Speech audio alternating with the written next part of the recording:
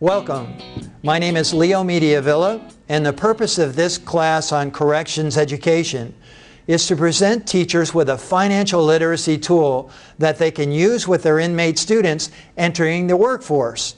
It's called the Debt Snowball. One important thing to share with inmate students is that positive change can happen at any moment, and more importantly is that they be there in the present when it happens. And more, the more skilled that inmates become managing their money, the more possible their dreams can be. But vision alone does not inspire change. It must be strengthened by passion. So we'll start with a dream and we'll end with a goal. The dream is that the inmate student would become debt-free. And the goal is that they be debt-free in 10 years or less, depending on the level of debt and the amount of income they have. Dave Ramsey, an author, talk show host, and advisor to many, says that personal finance is 20% head knowledge and 80% behavior. No debt living is possible, but it will require learning new skills, having a passionate desire to be debt-free, and making the strong commitment necessary to make it happen. One approach to get there, to be able to really get debt-free, is a very neat technique called the Debt Snowball. The Debt Snowball, in a nutshell, involves paying off credit cards starting with the lowest balance, working up to the highest. This way, they can cross off those smaller debts off the list before tackling the more intimidating ones. Getting rid of that first debt feels good and provides a positive and motivating success for taking on the next one. It's called the Debt Snowball because once they've paid off a debt, then there's a new debt at the top of the list. But there's also one fewer debt on the list. Each smaller debt is repaid in full. The money used to pay that debt is then applied towards making additional payments on the next smallest debt, and so on until the debt is repaid. Here's one important note. Before the inmate can start the snowball process, it's necessary that they be current on all their debt and have a $1,000 emergency startup fund. Let's take a look. Let's take a step-by-step look at how the debt snowball works.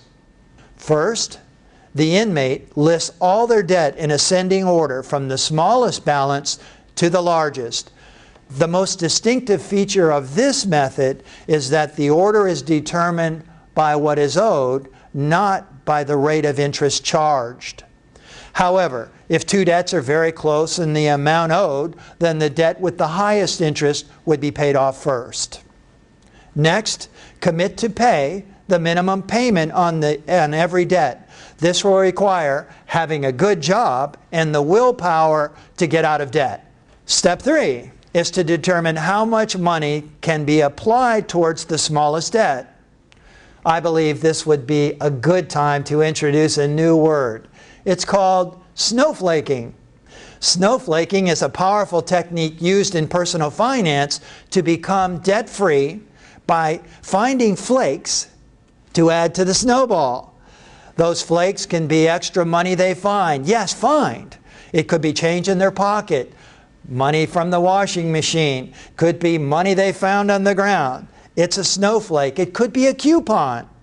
Here's 5 golden rules for snowflaking. 1. Snowflake early and often. This is really the overarching theme of the success, is that they snowflake whatever they can, whenever they can. 2.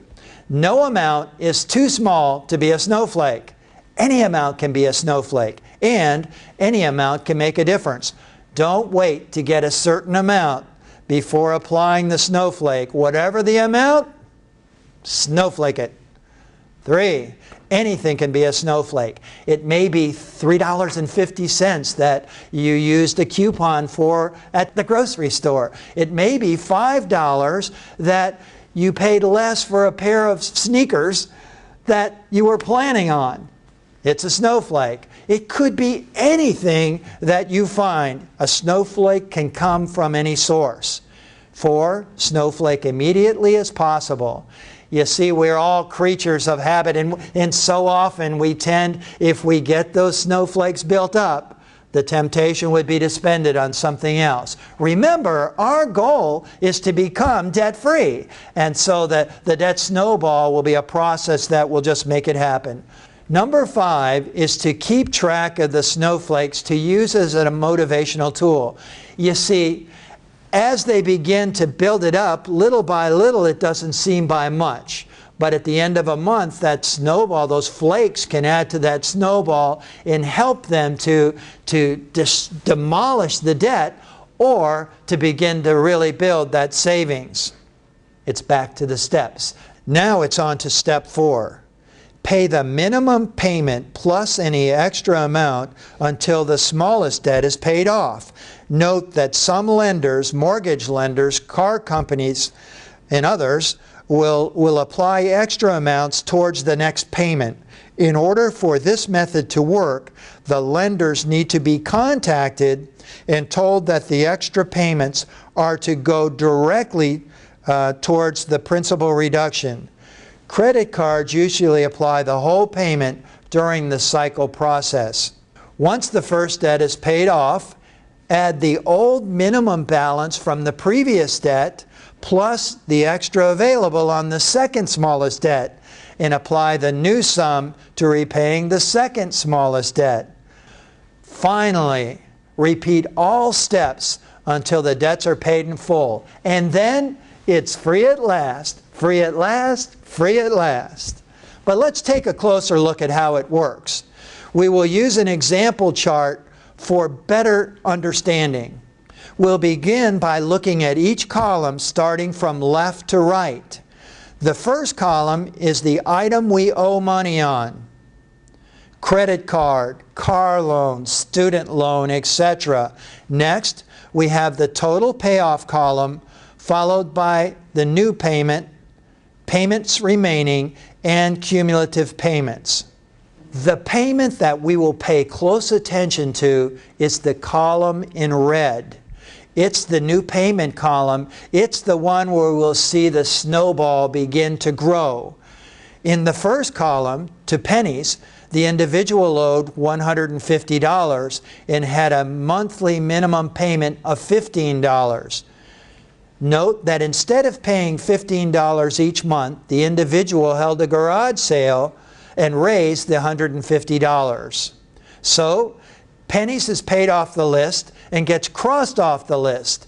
The next smallest debt is $250 to Sears with a minimum payment of $10. The minimum from that was being paid to pennies is now added to Sears. Minimum and $25 is paid to Sears until that debt is paid off. The Visa bill was paid through the regular minimums and gets scratched off the list. Now the magic really begins to happen. The pennies, the Sears, and the Visa minimums get added together. That's $100 and gets added to the $90 MasterCard minimum. Now we have $190 to use each month to pay off the MasterCard debt. As we continue on, if you look at the far right column, you'll see that we will be debt-free in 26 months rather than the 62 months it would take to normally get out of debt. It's an exciting thing because now as you begin to look, it would have taken you just paying the minimums of 62 months, but now you have $465 a month to build the dream. Oh yeah, a life living the dream.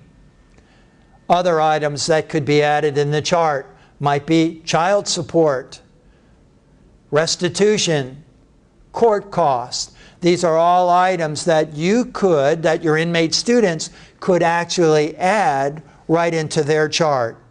So now it's their turn. This is the opportunity for you to use the blank chart and have your students begin to fill it in.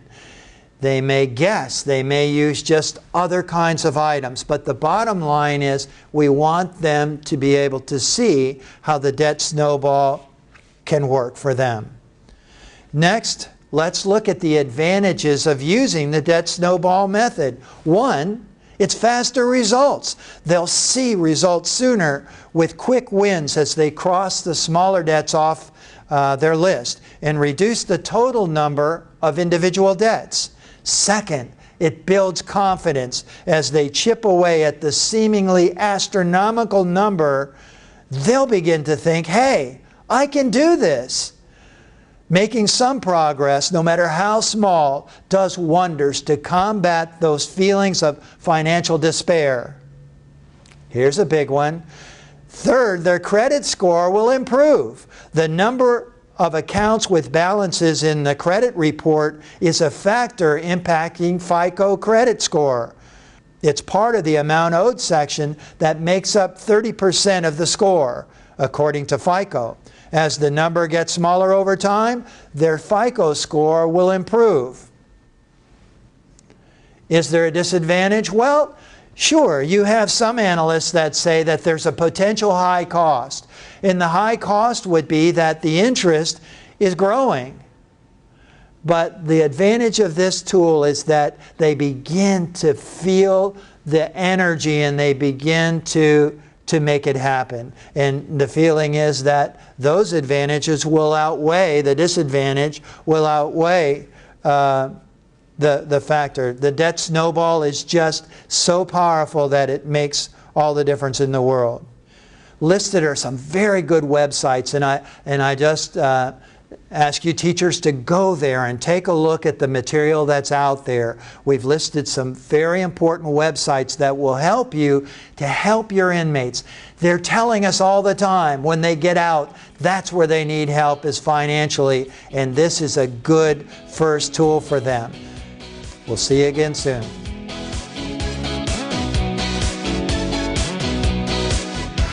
Thank you for tuning in to these GED Grab and Goes. These video segments are designed to give you, our teachers, information and ideas that you may use in the classroom as you're preparing your students for the new test.